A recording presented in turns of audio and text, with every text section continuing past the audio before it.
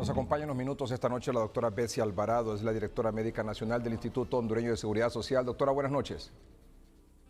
Buenas noches. Gracias por acompañarnos, doctora. Sí. Hemos hablado mucho con usted sobre esta situación, de lo que se venía y evidentemente eso está ocurriendo ahora, pero no sé si le parece a usted, doctora, que podríamos tratar de encontrar un poco la raíz de esta situación. ¿Dónde está la raíz del por qué tenemos en este momento tantos pacientes? Decía el gobierno, tenemos 456 pacientes hospitalizados, 28 unidades de cuidados intensivos, 23 en condición grave. ¿Por qué llegamos a esta situación? Bueno, recuerde que hay un 20% que esperábamos nosotros que iba a tener en algún momento necesitar un cuidado hospitalario. Dentro de ellos un 5% cuidados intensivos y el 80% que pasa desapercibido. Nosotros somos un sistema fragmentado de salud y esto está cobrando, como que cobra factura. El sistema de salud en sí se va a ver en este momento ya casi al 90% de ocupación en las áreas.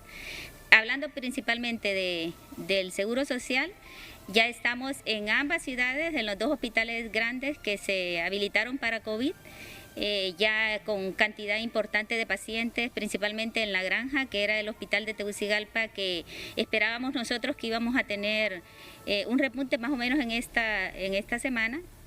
Y hemos estado haciendo un trabajo intenso como de contención para evitar que los hospitales lleguen a este máximo cupo. El nivel de atención primaria, es que hemos estado trabajando en todas las fases. Primario, por eso los hospitales muchos no han sentido la gran avalancha, porque el trabajo de atención primaria no se nota, no se ve, sino que hasta que llega al hospital. Pero sí se ha estado trabajando a nivel primario, evitando que Tegucigalpa tuviese un poco más tiempo que San Pedro para que se pudiera ir preparando. La zona centro-sur es muy compleja. Si usted evalúa, Choluteca no tiene una red muy fuerte para manejo hospitalario. El Paraíso, Comayagua, La Paz, toda la zona centro-sur, los pacientes van a llegar a Tegucigalpa en su mayoría. Estamos hablando porque cuando se dejó el centro de La Granja era, primero, porque había que centralizar la gestión sanitaria. Segundo, centralización del recurso humano, que es importante. Y el tercero era centralizar los insumos. Y vemos ya que el recurso humano, aunque yo tenga 10 ventiladores, no tengo el personal capacitado. Y aunque tenga 20 o 10 hospitales que tengan cuidados intensivos, yo tengo que centralizar la gestión sanitaria por el recurso humano. Es como un círculo, una cadena.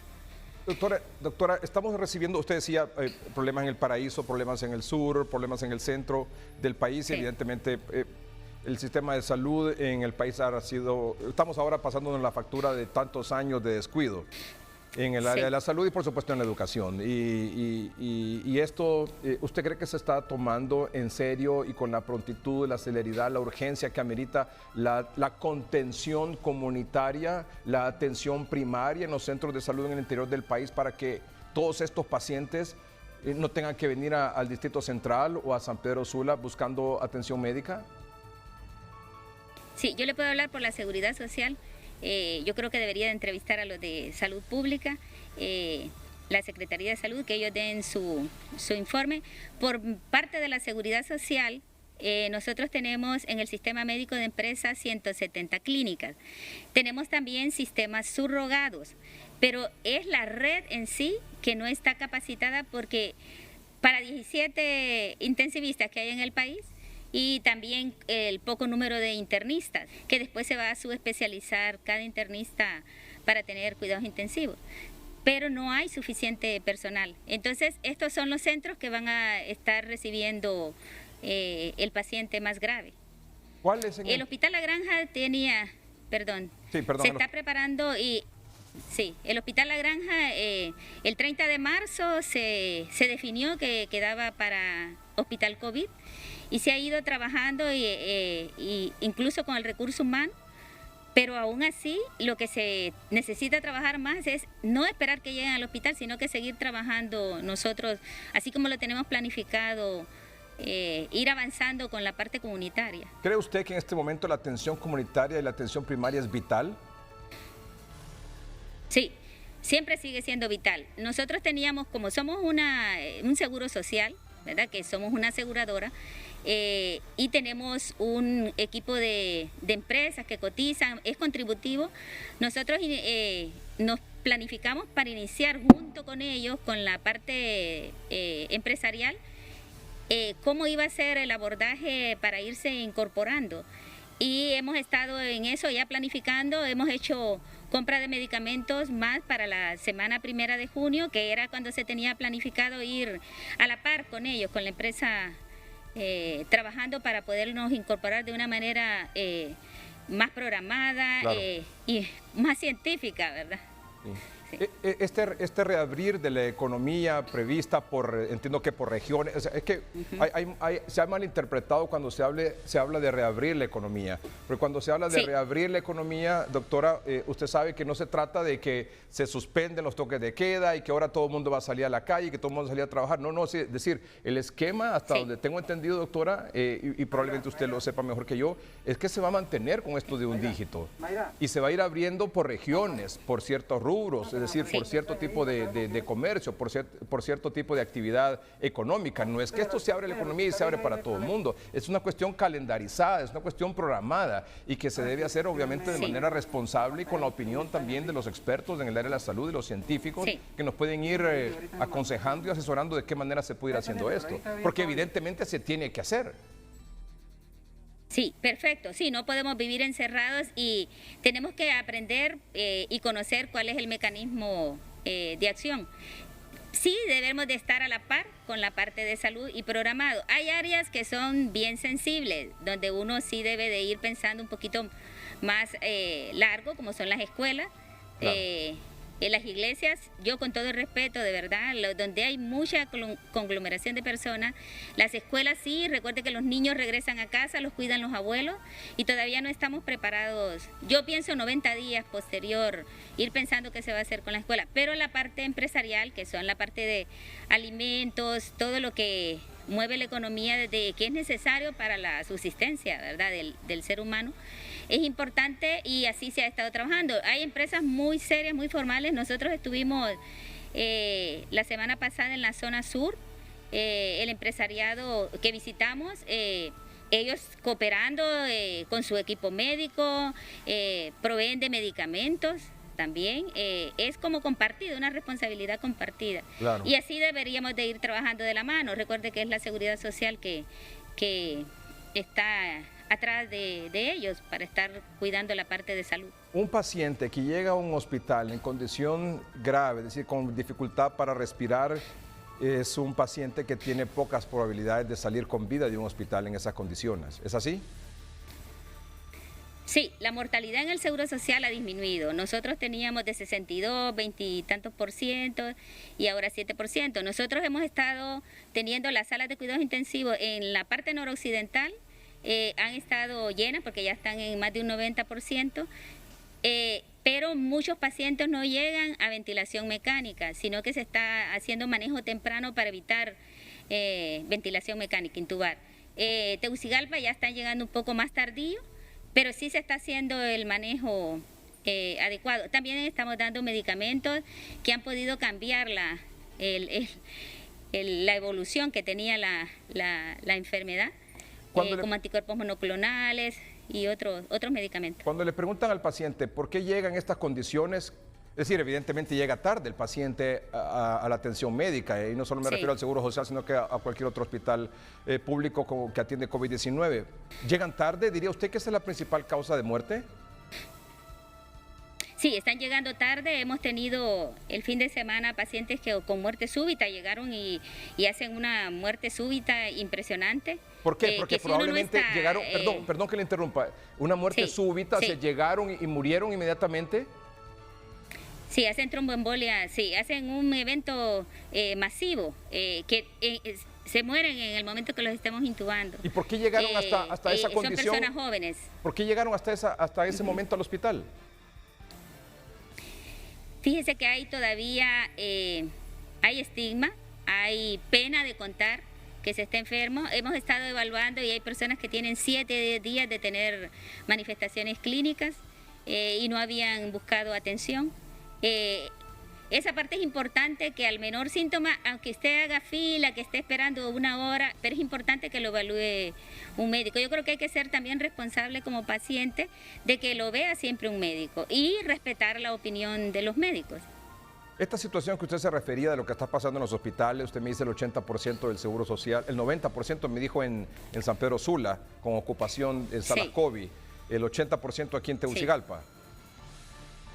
Hoy, por ejemplo... Tegucigalpa tiene más espacio. Muy bien. Aquí, hoy en el tórax murieron 6 personas. La primera vez que ocurre eso en estos 76 días con COVID-19 en el país. 76, 77 días. Es la primera vez que ocurre. 6 personas murieron hoy en el hospital del tórax y el riesgo que mueran más en las próximas horas es latente.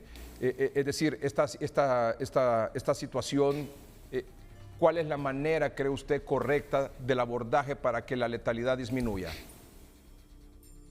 Si llegó de manera temprana, nosotros tenemos varias salas previo a cuidados intensivos, pero también nosotros tenemos mucho apoyo de laboratorio, tenemos más de 15 marcadores que nos pueden ir definiendo qué paciente puede ser, se puede complicar.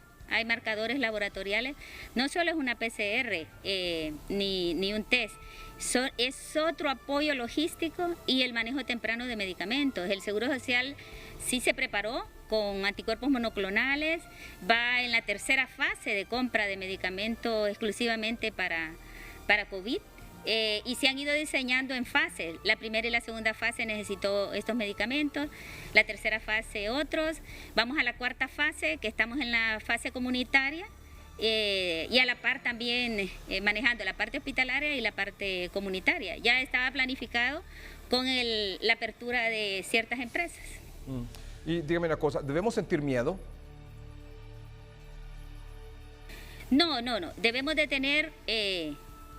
no es miedo, sino que tratar, yo pediría más bien que los medios de comunicación deberían de estar orientando que al menor síntoma llegasen al hospital, que no tengamos miedo, que nos quitemos ese tabú, que es más grave si quedamos en casa. Pienso que ahí deberíamos de estar enfocando para apoyo de todos. Claro. Y también que los hospitales nos unamos. Si el Seguro Social tiene... no sé, algunos insumos, algunos métodos diagnósticos que pueden ser de mucha ayuda laboratorial, es hacer todo un equipo ya cuando estemos todos en la fase más crítica, ¿verdad? No sé qué va a pasar en toda esta semana, porque así como estamos, nosotros tenemos como plan A, plan B, plan C. Estamos activando el plan B dentro del Hospital Regional del Norte a plan C con los espacios, porque no abrimos todo, sino que vamos abriendo de acuerdo a cómo va la necesidad, pero se van abriendo los espacios y llevando el recurso humano y adaptando los medicamentos. El medicamento maíz resuelve en una primera fase, cuando haya pequeños síntomas, los síntomas leves, o cuando no hay siquiera síntomas, pero está confirmada positivo por una PCR. Ahí funciona maíz. Luego catracho funciona también cuando llega, como usted lo decía, al hospital, pero a tiempo. Sí. Pero cuando ya llega en una situación de gravedad, ni maíz ni catracho, ¿verdad? Sí. Hemos tenido pacientes que llegan y cuando se le hacen marcadores y vemos que este paciente se puede complicar, tiene una comorbilidad, se deja en el área y vemos que a las 48 horas pasa a cuidados intensivos. Si no hubiese estado, y que ya lleva 48 horas con medicamento, ¿verdad? O sea, la búsqueda de la salud temprana es vital en todo esto. Sí, es vital, es vital. Es importante. Así como fortalecer los centros de salud, la atención comunitaria, la atención primaria y llevar el medicamento al interior del país. Sí, el medicamento diseñado para atención primaria debe de estar, También el testeo, las PCR, la identificación temprana y así mismo temprano. El estar yendo a las empresas es muy importante porque nos da un panorama, se hace test, se identifican con PCR, se mandan más temprano y se le da el tratamiento al círculo familiar. Y eso ha disminuido, eso ha hecho mucha contención, pero llega un momento en que se pierde el control. Muy bien. Entonces, el mensaje que quisiera que nos dejara es en relación a la siguiente pregunta. ¿Qué hacer para que no se pierda el control? Bueno, tener los insumos, trabajar más en la atención primaria, identificar cuál es el medicamento que se va a definir. Nosotros ya lo tenemos definido, es un paquete tan barato que cuesta ni 600 lempiras, que es el que iniciamos la siguiente semana, que es la semana de junio, la primera semana de junio, así estaba programado. Hemos estado teniendo, pero ya es más extramuros, en conjunto con todo el sistema médico de empresas, el sistema empresarial, para ir poco a poco avanzando en el nivel primario. Y trabajando a la par, aumentando los espacios y trabajando a la par con el nivel hospitalario, la atención. Sí. Proveer de insumos.